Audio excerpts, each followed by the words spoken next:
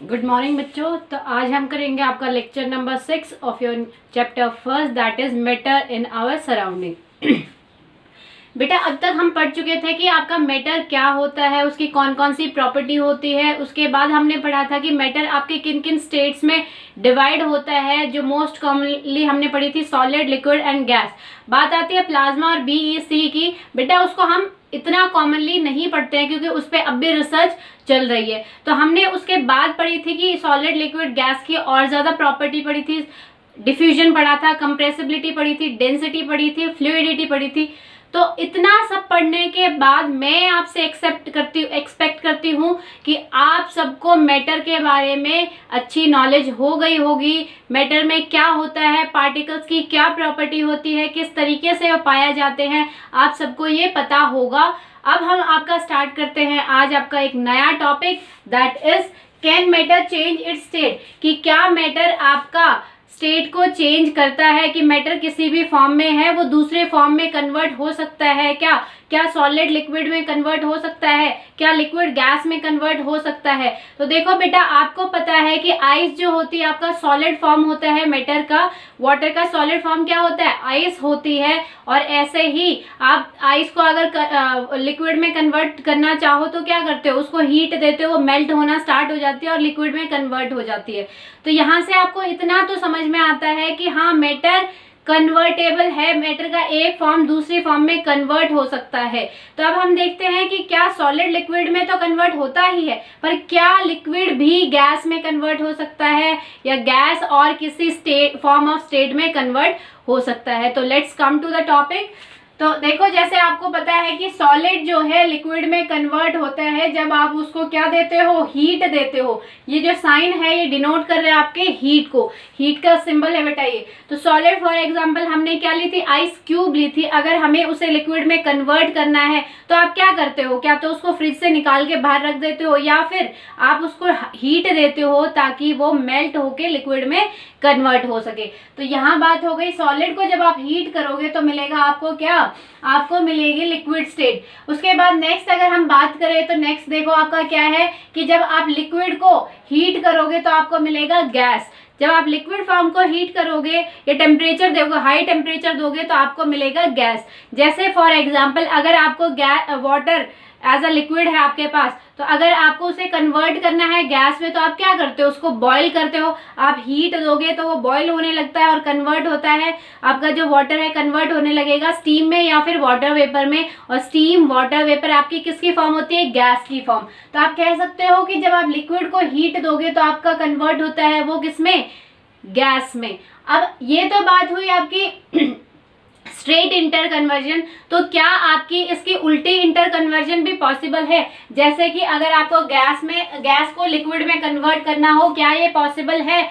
हाँ बिल्कुल, ये भी पॉसिबल है बेटा, क्योंकि अगर आपको गैस को किस में कन्वर्ट करना है? लिक्विड में करना है, तो उसका थोड़ा सा टेम्परेचर डिक्रीज कर दो, यानी कि उसको कूल डाउन कर दो, वो अपने आप लिक्विड में कन्वर्ट हो जाएगी। ऐसे ही अगर आपको लिक्विड को सॉलिड में करना है तो उसको भी क्या कर दो? उसकी भी कूलिंग कर दो, वो भी किस में कन्वर्ट हो जाएगा? सॉलिड में। जैसे आपको वाटर किस में कन्वर्ट करना? आइस में। वाटर क्या है? लिक्विड फॉर्म है। वाटर और क्या बोलते हैं आपका आइस क्या है? सॉलिड फॉर्म है। तो आप उसको लिक्विड को सॉलिड फॉर्म में कन्वर्ट करने के लिए क्या कर रहे हो? आप उसको कूल कर रहे हो, लिक्विड को कूल कर रहे हो, तब वो कन्वर्ट हो रही है किसमें? आइस फॉर्म में। तो आप कह सकते हो लिक्विड की कूलिंग जब करोगे तो वो कन्वर्ट होगा आपका सॉलिड फॉर्म में।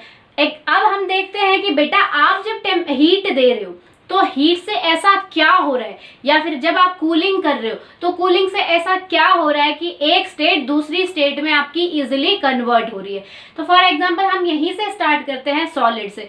बेटा जब आप सॉलिड, मान लो आपका कोई सॉलिड है, सपोज आपके क्या बोलते हैं आइस ही है, तो आइस में क्या होगा? सॉलिड है आइस, तो पार्टिकल्स क्या होंगे? टाइटली पैक होंगे। सॉलिड में क्या होगा? पार्टिकल्स टाइटली पैक होंगे। तो जब आप उसको हीट दोगे तो वो क्या करेंगे बेटा? उस हीट से एनर्जी गेन करेंगे। ये पार्टिकल क्या करेंगे? एनर्जी गेन कर लेंगे। और एनर्जी गेन करने के बाद कैसी एनर्जी गेन करेंगे? Kinetic energy. इनमें काइनेटिक एनर्जी आ जाएगी, और एनर्जी आने के बाद ये अपनी जगह पे क्या करेंगे?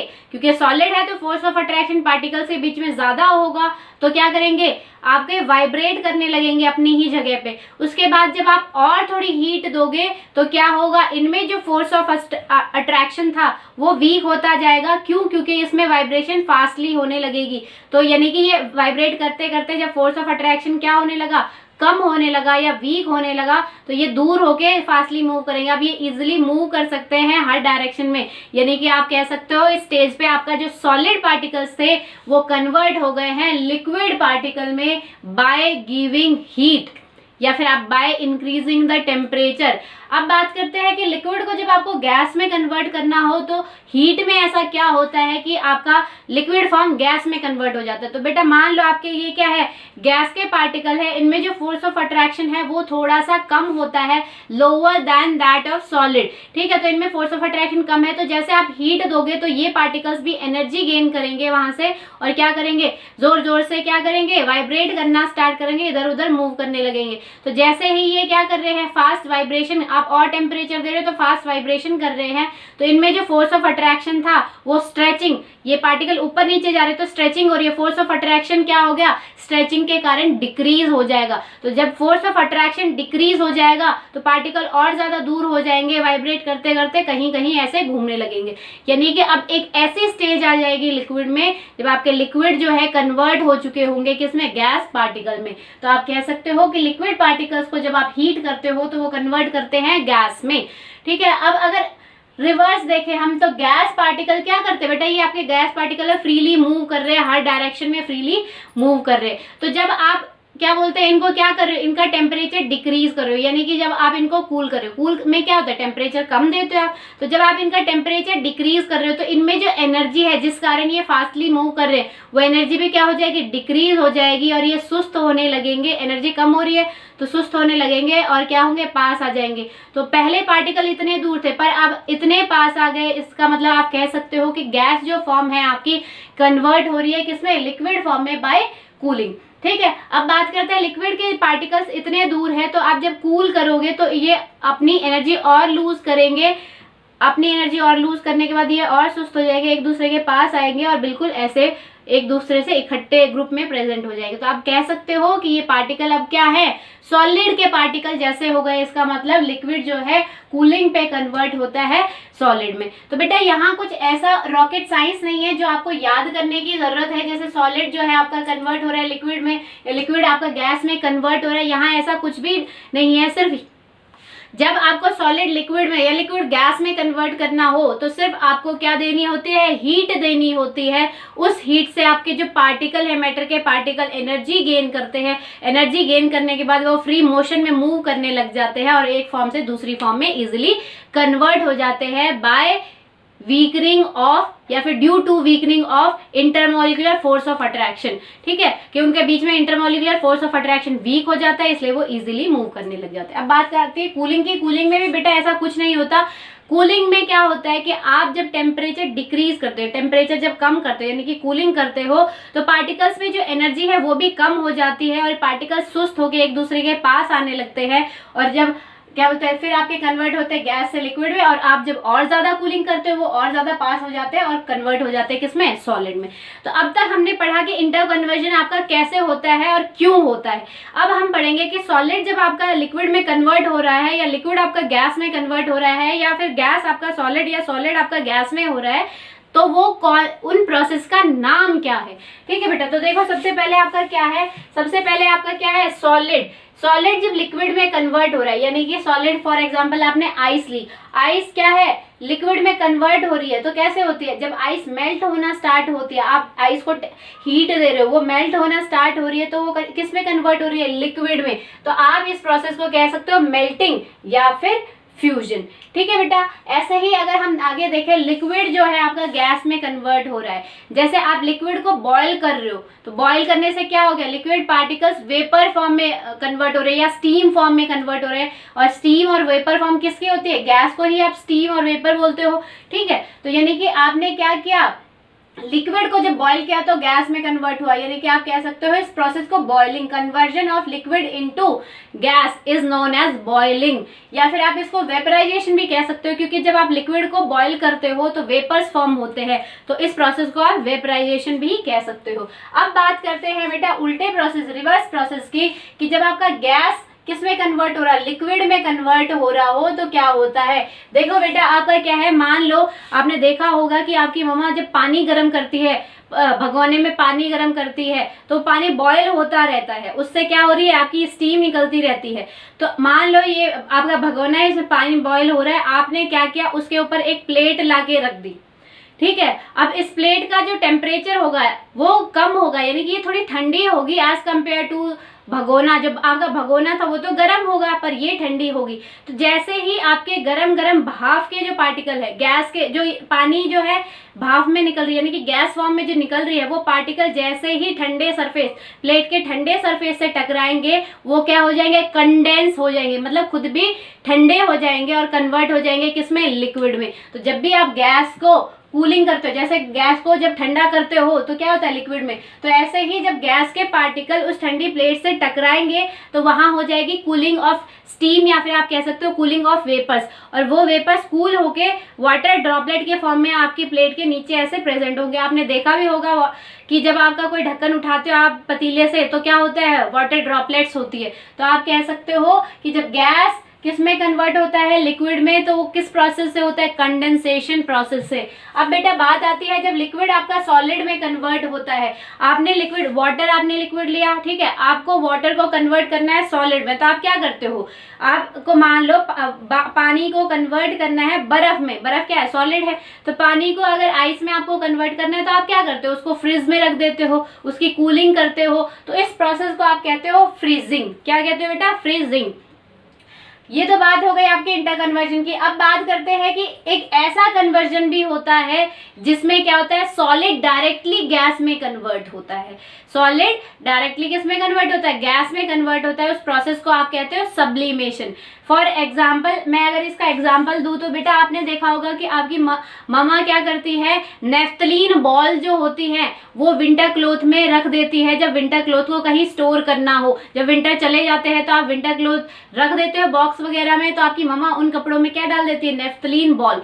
फिर जब आप अगले विंटर सीजन में उन कपड़ों को निकालते हो तो आप देखते हो कि वहां पे कोई नेफ्थलीन बॉल नहीं है, नेफ्थलीन बॉल गायब हो चुकी है, डिसअपियर हो चुकी है। तो क्या ये कोई जादू है कि आपने नेफ्थलीन बॉल डाली थी और वो आपकी गायब हो गई? नहीं बेटा, ये कोई मैजिक नहीं है। इसमें एक्चुअली होता क्या है कि वो नेफ्थलीन बॉल सॉलिड फॉर्म में होती है, वो डायरेक्टली क्या हो जाती है, गैस फॉर्म में कन्वर्ट हो जाती है, इसीलिए वो आपको दिखाई नहीं देती है। ठीक है बेटा, तो इस प्रोसेस को आप कहोगे सब्लिमेशन।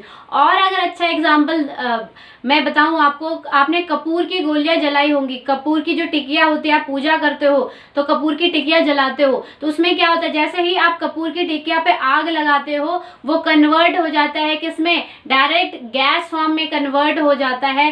तभी जब आप कपूर जलाते हो तो उससे जो गैस निकल रही है वो पूरे आपके घर में फैल जाती है, इसलिए आप इजीली उसकी फ्रेग्रेंस को स्मेल कर सकते हो। आपको पहले ही पता लग जाता है दूर से कि हाँ भाई कपूर जलाया जा रहा है। वो क्यों, क्योंकि आपके सॉलिड पार्टिकल डायरेक्टली कन्वर्ट हो रहे हैं किसमें, गैस में। ठीक है बेटा, तो ये बात हो गई कि आपके इंटर कन्वर्जन के प्रोसेस कौन कौन से होते हैं। अब आप इंटर कन्वर्जन को समझने के लिए मैंने आप लोगों के लिए एक सेटअप तैयार किया है, ये आपका एक एक्सपेरिमेंट तैयार किया है।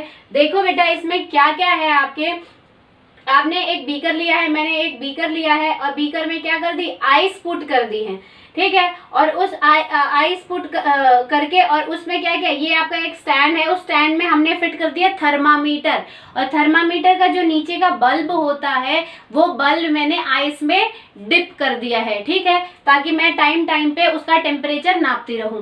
अब फिर मैंने एक लिया है बर्नर, जिसको आप बंसन बर्नर कहते हैं, जो यूजुअली आपको लेबोरेटरीज में मिलते हैं, उससे मैं आप इसको हीट दूंगी, ठीक है। और ये भी आपका जिस पे बीकर रखा है ये भी आपका स्टैंड है। ये जो है आपका क्या है बेटा, स्टिरर है, जो आपको ऐसे दिख रहा है, ये आपको घोलने को काम आएगा। मान लो आपकी आइस जो है मेल्ट हो रही है तो आप उसको आराम से फिर से घोल के और ज्यादा उसको अच्छा टेम्परेचर प्रोवाइड कर सकते हो, ठीक है। तो देखो बेटा इस एक्सपेरिमेंट में हमें क्या देखना है, सपोज हमने क्या बोलते हैं आइस इसमें फिल कर ली, ठीक है। जैसे ही हमने इसमें आइस फिल की तो मैंने इस आइस का क्या कर लिया, टेम्परेचर नाप लिया। आइस का टेम्परेचर था क्या, 0 डिग्री सेल्सियस। क्या था बेटा आपका आइस का टेम्परेचर, आइस का टेम्परेचर था 0 डिग्री सेल्सियस। मैंने यहाँ पे लिख लिया है, ठीक है। आफ्टर सम टाइम मैंने देखा कि आपकी जो आइस है वो मेल्ट हो रही है और लिक्विड में कन्वर्ट हो रही है, ठीक है। पर आपका लिक्विड थोड़ा ही बना है, ऐसा नहीं है कि पूरी आइस एकदम लिक्विड में कन्वर्ट होती है, कभी ऐसा नहीं होता। तो इसमें थोड़ा सा अमाउंट जो है, little amount of water present है और कुछ आइस क्यूब्स भी प्रेजेंट है। उसके बाद जब मैंने टेम्परेचर यहाँ मेजर किया तो टेम्परेचर मेरे को अब भी क्या दिखा, 0 डिग्री। मतलब क्या लिया हमने, इनिशियली आइस क्यूब्स ली, स्टार्टिंग में उसका टेम्परेचर नापा तो वो था बेटा 0 डिग्री सेल्सियस। जब मैंने इसको हीट किया, इस बीकर को हीट किया, तो कुछ आइस जो है कन्वर्ट हो गई है किसमें, वाटर में, बट कुछ आइस वैसे की वैसे पड़ी हुई है। तो उस स्टेज पे मैंने इस थर्मामीटर से इसका टेम्परेचर नापा, तो इसका टेम्परेचर अब भी 0 डिग्री सेल्सियस था। तो होना तो यूं चाहिए कि आपने जब हीट दी है तो आपका क्या होना चाहिए, इसका टेम्परेचर बढ़ना चाहिए, मतलब 1 डिग्री या 2 डिग्री या 3 डिग्री होना चाहिए, बट ऐसा नहीं होता है। ऐसा क्यों नहीं होता है बेटा, क्योंकि आपका टेम्परेचर जब तक चेंज नहीं होगा, जब तक आपका जो आइस जो है, जितनी भी आइस के पार्टिकल है या फिर आपका जितने भी आइस क्यूब है वो कंप्लीटली किसमें चेंज ना हो जाए, लिक्विड में चेंज ना हो जाए, तब तक आपका टेम्परेचर इंक्रीज नहीं होगा। वो क्यों नहीं होगा बेटा, देखो क्या है, आपने जैसे ही हीट दी है, ठीक है, तो आपने हीट दी और इसका टेम्परेचर नापा, तो टेम्परेचर आपको थोड़ी टाइम के बाद भी 0 डिग्री सेल्सियस है। इसका मतलब जो आप हीट दे रहे हो वो कहीं ना कहीं गायब हो रही है या कहीं ना कहीं छुप गई है।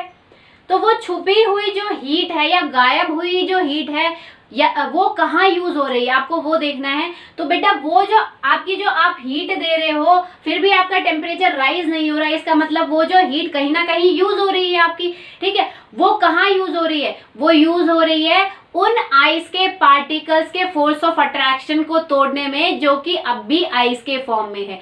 जो आइस अब भी आइस के फॉर्म में जो लिक्विड में कन्वर्ट नहीं हुई, ये हीट वहां यूज हो रही है। उन पार्टिकल्स के बीच में क्या है, अब भी स्ट्रॉन्ग फोर्स ऑफ अट्रैक्शन है, क्योंकि आइस क्या होती है, सॉलिड होती है। तो उन पार्टिकल्स के बीच में जो आइस के फॉर्म में है, उन पार्टिकल्स के बीच में क्या है, अब भी स्ट्रॉन्ग फोर्स ऑफ अट्रैक्शन है। तो जो आप हीट देते जा रहे हो, ये हीट कहाँ जा रही है, ये उस स्ट्रॉन्ग फोर्स ऑफ अट्रैक्शन को तोड़ने में यूज हो रही है, ठीक है। तो आप उसके बाद थोड़ी देर बाद और हीट दोगे तो क्या बोलते हैं, जो बचे हुए पार्टिकल्स है उनका फोर्स ऑफ अट्रैक्शन टूटेगा। तो आपका टेम्परेचर जब तक नहीं बढ़ेगा, जब तक पूरी कंप्लीटली क्या ना हो जाए, आपकी आइस जो है मेल्ट ना हो जाए, किसमें, लिक्विड में। तो जो आपकी ये हिडन, जो आपको यहाँ दिखाई नहीं दे रही, इस थर्मामीटर में कोई आपका डिफ्लेक्शन शो नहीं कर रही है हीट, यानी कि ये हीट कहीं ना कहीं यूज हो रही है, तभी तो इसमें डिफ्लेक्शन शो नहीं हो रहा।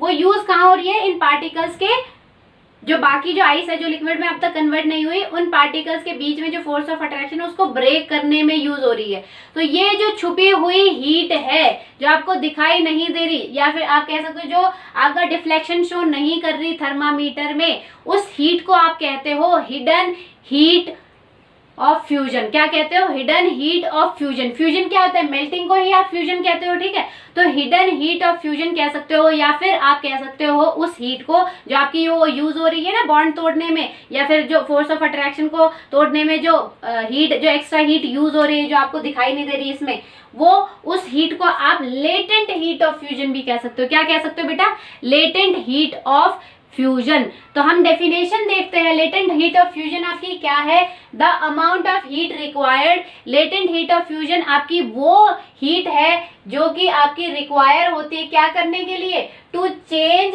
1 kg of solid to liquid. वो अमाउंट ऑफ हीट जो कि आपकी 1 kg सॉलिड को कन्वर्ट करने के लिए या चेंज करने के लिए लिक्विड में जो हीट रिक्वायर होती है, किस कंडीशन पे, एटमॉस्फेरिक प्रेशर। एटमॉस्फेरिक प्रेशर क्या होता है कि आप मतलब जो एटमॉस्फेयर में प्रेशर है उसी में, ऐसा नहीं है कि आपको कुछ एक्स्ट्रा प्रेशर भी ऐड करना पड़ेगा उस रिएक्शन में, ठीक है। तो एटमॉस्फेरिक प्रेशर पे ही, और साथ के साथ आप क्या देख रहे हो, एट इट्स मेल्टिंग पॉइंट, कि जो आपका सॉलिड का मेल्टिंग पॉइंट है उसी मेल्टिंग पॉइंट पे आप देख रहे हो ना कि ये पूरी रिएक्शन 0 डिग्री सेल्सियस में हो रही है, कहीं भी डिफ्लेक्शन शो नहीं कर रहा, मेल्ट हो रहे हैं। अगर थोड़ा भी लिक्विड बन रहा है इससे, तब भी ऐसा नहीं है कि इसमें 1 डिग्री हो गया थोड़ी देर बाद, या और लिक्विड बना तो 2 डिग्री हो गया इसका टेम्परेचर, नहीं, आपका क्या होगा, उतना का उतना ही होगा। यानी कि पूरी जो रिएक्शन होगी मेल्टिंग पॉइंट पे ही होगी, क्योंकि आपको पता है आइस का मेल्टिंग पॉइंट क्या होता है, 0 डिग्री सेल्सियस होता है। यानी कि पूरी रिएक्शन किस पे हो रही है, 0 डिग्री सेल्सियस पे। तो अगर इजी फॉर्म में मैं बताऊँ आपको तो क्या है, वो सॉलिड जब आपका सॉलिड अपने मेल्टिंग पॉइंट पे प्रेजेंट होगा और उस सॉलिड को लिक्विड में कन्वर्ट करने के लिए जितनी अमाउंट ऑफ आपको एनर्जी या जितनी अमाउंट ऑफ हीट आपको रिक्वायर होगी उस सॉलिड को कन्वर्ट करने के लिए लिक्विड में, उस हीट को आप कहोगे लेटेंट हीट ऑफ फ्यूजन। क्या कहोगे? Latent heat of fusion. ठीक है बेटा, अब बात करते हैं हम एक और एक्सपेरिमेंट देखते हैं। ये तो था आपका जब सॉलिड किस में कन्वर्ट हुआ है? लिक्विड में कन्वर्ट हुआ है। अब हम देख लेते हैं जब आपका लिक्विड किस में कन्वर्ट हो रहा है? गैस फॉर्म में कन्वर्ट हो रहा है। तो देखो, मान लो मैंने इसमें क्या किया, अब मैंने इसमें एक लिक्विड फिल कर दिया, सपोज मैंने इसमें वाटर फिल कर दिया। ठीक है, तो यहाँ मैंने क्या किया, वाटर फिल कर दिया है। इसमें मैंने यहाँ पे वाटर फिल कर दिया बेटा। ठीक है, ये आपका वाटर है। तो मैंने यहाँ वाटर फिल किया और फिल करने के बाद मैंने बर्नर से क्या की, इसको हीट दी। तो ये हीट लेने के बाद थोड़ी देर बाद क्या होगा, बॉयल होना स्टार्ट हो जाएगा। ठीक है, तो उस टेम्परेचर को मैंने नाप लिया। जब आपका क्या है, बॉइलिंग स्टार्ट हो गई है, क्या है, वाटर का boiling, water boils at 100 degree Celsius. ठीक है, तो इस टेम्परेचर को मैंने नाप लिया, 100 डिग्री सेल्सियस आपका आ गया। उसके बाद बेटा, उसके बाद मैंने और हीट दी। वाटर बॉईल तो होने लग गया, मतलब कुछ अमाउंट वेपर्स तो बन रहे हैं आपके, पर ऐसा थोड़ी ना कि सडनली सारा लिक्विड वेपर में कन्वर्ट हो गया थोड़ी सी हीट देते, नहीं। उसके बाद जो मैंने और हीट दी इस बर्नर से, तो क्या हुआ, क्या इस मतलब जैसे मैंने हीट दी तो क्या इस थर्मामीटर में इस टाइम टेम्परेचर 101 डिग्री सेल्सियस हो जाएगा? क्या इतना इंक्रीज होगा या 2 डिग्री इंक्रीज होगा? नहीं, बिल्कुल भी नहीं इंक्रीज होगा आपका टेम्परेचर। अब भी जब आप और ज्यादा हीट दोगे तब भी उतना ही रहेगा। कब तक उतना रहेगा? जब तक आपका पूरे लिक्विड पार्टिकल्स कन्वर्ट ना हो जाए गैस पार्टिकल्स में। ठीक है, जब तक आपका पूरा लिक्विड जो आपने लिया है वो कन्वर्ट ना हो जाए किसमें, गैसियस स्टेट में कन्वर्ट ना हो जाए, जब तक इसका टेम्परेचर उतना ही होगा। यानी कि ये जो एक्सपेरिमेंट है बॉइलिंग पॉइंट पे ही काम करेगा, वाटर के बॉइलिंग पॉइंट पे ही काम करेगा। जैसे उसमें आपका क्या था, इसमें आइस जो है, आइस का एक्सपेरिमेंट पूरे मेल्टिंग पॉइंट पे ही काम कर रहा था। जब तक, कब तक वो मेल्टिंग पॉइंट चेंज नहीं होगा, जब तक आपका पूरा आइस लिक्विड में कन्वर्ट ना हो जाए। ऐसे ही ये पूरा एक्सपेरिमेंट बॉइलिंग पॉइंट पे ही काम करेगा। ये जो है आपका थर्मामीटर 100 डिग्री सेल्सियस ही दिखाएगा, चाहे आप और हीट दे रहे हो, लिक्विड और ज्यादा बॉयल हो रहा है और वेपर्स बने, फिर आपने और हीट दी और वेपर्स बने, तो ये टेम्परेचर उतना ही शो करेगा, 100 डिग्री ही शो करेगा। जब तक, कब तक शो करेगा, जब तक आपका पूरा लिक्विड गैस में कन्वर्ट ना हो जाए। इसका मतलब जो आप ये हीट दे रहे हो, बार बार और ज्यादा हीट दे रहे हो ताकि सारा लिक्विड किस में कन्वर्ट हो जाए, गैस में कन्वर्ट हो जाए। इसका मतलब ये हीट कहीं ना कहीं यूज हो रही है, यूज हो रही है, तभी तो आपको दिखाई नहीं दे रही। अगर यूज नहीं होती तो क्या होता, इस थर्मामीटर में आपको 101 डिग्री दिखता, 102 डिग्री सेल्सियस दिखता, इंक्रीज होता, या 103 डिग्री सेल्सियस इंक्रीज होता है टेम्परेचर दिखता किसका, लिक्विड का। पर लिक्विड का टेम्परेचर उतना का उतना है। इसका मतलब जो आप हीट दे रहे हो, कंटिन्यूसली जो हीट सप्लाई कर रहे हो, वो हीट आपकी कहीं ना कहीं यूज हो रही है। कहाँ यूज हो रही है आपकी वो हीट? वहां यूज हो रही है, उन पार्टिकल्स के बीच में यूज हो रही है जो पार्टिकल अब भी लिक्विड फॉर्म में ही प्रेजेंट है। मतलब कि वो अब तक गैस में कन्वर्ट नहीं हो, जो गैस में कन्वर्ट हो गए उनकी बात अलग है, जो अब भी लिक्विड फॉर्म में ही प्रेजेंट। एक साथ थोड़ी ना पूरा लिक्विड गैस में कन्वर्ट होता है, नहीं, थोड़ा थोड़ा होता है, धीरे धीरे करके भाप बनती है जब। ठीक है, तो वो जो आप हीट दे रहे हो कंटिन्यूसली और देते जा रहे हो, वो हीट जो है आपकी कहाँ यूज हो रही है, जो लिक्विड पार्टिकल्स है उनके बीच में जो फोर्स ऑफ अट्रैक्शन उसको तोड़ने में, ताकि वो फोर्स ऑफ अट्रैक्शन टूटे और वो पार्टिकल दूर दूर हो जाए, फ्रीली मूव करने लग जाए और किस स्टेट में आ जाए, गैसियस स्टेट में। तो वो छुपी हुई हीट, या फिर आप कह सकते हो वो जो हीट यूज हो रही है फोर्स ऑफ अट्रैक्शन को तोड़ने में, उस हीट को आप कहोगे लेटेंट हीट ऑफ वेपराइजेशन। क्या कहोगे बेटा? Latent heat of vaporisation. इसकी डेफिनेशन भी एग्जैक्टली सिमिलर है to that of latent heat of fusion. कैसे? देखो, बिल्कुल सेम है, सिर्फ यहाँ पे जो सॉलिड है उसकी जगह लिक्विड कर देना, लिक्विड है उसकी जगह गैस कर दोगे आप। ठीक है, तो क्या है लेटेंट हीट ऑफ वेपराइजेशन? क्या है? The amount of heat required, the amount of heat required, कि कितनी अमाउंट ऑफ हीट रिक्वायर होगी क्या करने के लिए, to change 1 kg of liquid to gas at atmospheric pressure at its boiling point. Liquid आपका बॉयल होता है, ठीक है, तो आप लिक्विड से गैस का कन्वर्जन देख रहे हो, तो आप क्या कहोगे कि कितनी अमाउंट ऑफ आपको हीट रिक्वायर होगी जब आपको कोई भी लिक्विड, कोई भी 1 kg या फिर लिक्विड है तो 1 ml, ठीक है, या नहीं 1 लीटर लो, ठीक है, ऐसा यूनिट लीटर होती है, ठीक है, तो आप कहोगे कि वो अमाउंट ऑफ एनर्जी जो कि आपकी रिक्वायर है, उतनी अमाउंट ऑफ एनर्जी या फिर कितनी अमाउंट ऑफ एनर्जी आपको रिक्वायर है 1 लीटर लिक्विड को कन्वर्ट करने में। किस में कन्वर्ट करोगे? गैस में। और वो लिक्विड कैसा होगा? Eight its boiling point. Liquid कैसा होगा? अपने बॉइलिंग पॉइंट पे ही रहेगा, जैसे 100 डिग्री सेल्सियस, ठीक है। तो क्या कहोगे? The amount of energy required, कितनी अमाउंट ऑफ एनर्जी रिक्वायर है क्या करने के लिए? 1 लीटर लिक्विड को कन्वर्ट करने के लिए गैस में कितने प्रेशर पे? Eight atmospheric pressure. एटमॉस्फेयर में जितना प्रेशर है उतना ही pressure, and at its boiling point, और लिक्विड के बॉइलिंग पॉइंट पे ही, ठीक है बेटा। तो ये आपका हो गया latent heat of fusion and latent heat of vaporisation. दोनों ही टर्म बहुत ज्यादा इंपॉर्टेंट है, हर एग्जाम में पूछी जाती है, तो आपके एग्जाम पॉइंट ऑफ व्यू से दोनों ही टर्म बहुत ज्यादा इंपॉर्टेंट है, तो इनकी डेफिनेशन जरूर याद कर लेना, ठीक है। अब बात करते हैं बेटा कि जब आप व्हेन वी हीट वाटर, जब आप वाटर को हीट करते हो या फिर आप कहो लिक्विड को हीट करते हो, तो वो गैस में कन्वर्ट होता है। क्यों होता है? वो इसीलिए होता है, अभी मैंने आपको बताया था कि वाटर के पार्टिकल्स इतने दूर दूर होते हैं, तो जब आप उसको हीट करोगे तो वो क्या करेंगे? उस हीट से एनर्जी ले लेंगे, और एनर्जी कौन सी? काइनेटिक एनर्जी ले लेंगे, और उस एनर्जी की वजह से क्या होगा? फ्रीली मूव करने लग जाएंगे। मूव करने की वजह से जो इनमें जो बॉन्ड है या फिर आप कहोगे जो फोर्स ऑफ अट्रैक्शन है वो क्या हो जाएगा? कमजोर हो जाएगा। ये हिल रहे हैं बार बार, ठीक है, तो बार बार हिलने की वजह से ये जो इनमें फोर्स ऑफ अट्रैक्शन है ये कम हो जाएगा, और ये क्या हो जाएगा? वीक होने के कारण ये पार्टिकल्स दूर दूर तक जाने लग जाएंगे, ठीक है, और वो कन्वर्ट हो जाएंगे आपके गैस में। गैस के पार्टिकल क्या करते हैं? फ्रीली दूर दूर तक मूव करते हैं, ठीक है, तो वो कन्वर्ट हो जाएगा गैसियस स्टेट में। अब दो मोस्ट इंपॉर्टेंट टर्म है आपकी, melting point and free boiling point. बेटा मेल्टिंग पॉइंट आपका क्या होता है? पॉइंट मतलब एक स्पेसिफिक पॉइंट, ठीक है, तो क्या होता है मेल्टिंग पॉइंट? एक ऐसा टेम्परेचर, एक ऐसा फिक्स टेम्परेचर जिसपे क्या होता है? एट विच solid starts melting eight atmospheric pressure. एक ऐसा फिक्स टेम्परेचर जब आपका सॉलिड जैसे ही मेल्ट करना स्टार्ट हो, थोड़ा सा भी मेल्ट करना स्टार्ट हो, किस प्रेशर पे? एटमॉस्फेरिक प्रेशर पे, उस पॉइंट को या उस टेम्परेचर को आप क्या कहोगे? मेल्टिंग पॉइंट, ठीक है। क्या? कि वो टेम्परेचर जिसपे सॉलिड जस्ट स्टार्ट हो मेल्ट करना एट एटमॉस्फेरिक प्रेशर, उसको आप कहोगे मेल्टिंग पॉइंट। अब बात आती है बेटा आपके बॉइलिंग पॉइंट क्या होता है। तो बेटा बॉइलिंग पॉइंट आपका क्या होता है?